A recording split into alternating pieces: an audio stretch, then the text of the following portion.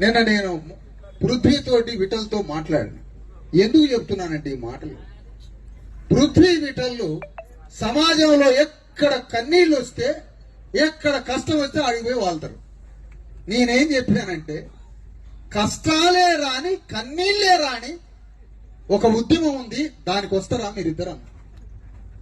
ఇక కష్టాలు కన్నీళ్లు రాని మనం రాజ్యాన్ని అధికారాన్ని సంపాదించి తెలంగాణ గడ్డని పరిపాలించడానికి మీరు ఆ ఉద్యమంలోకి వస్తే మన ప్రయాణం మొదలు పెడదామని తీసుకొచ్చాం.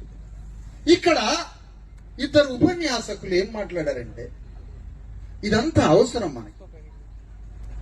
4 పార్టీల దిమ్మల్ని బద్దలు కొడదాం, 4 పార్టీలని ధ్వంసం చేద్దాం, రేపే గ్రామాలలో అని పిలుపులాగా మాట్లాడటం జరిగింది.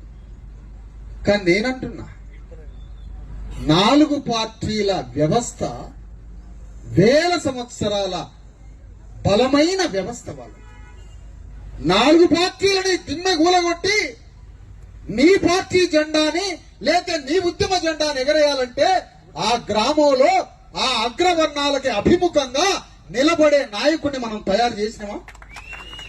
చేయలే. ఎవరిని ఎవరి మీదకి ఉచిగొలుపుదాం, ఎవరిని ఎవరి మీదకి ఎగదొద్దాం?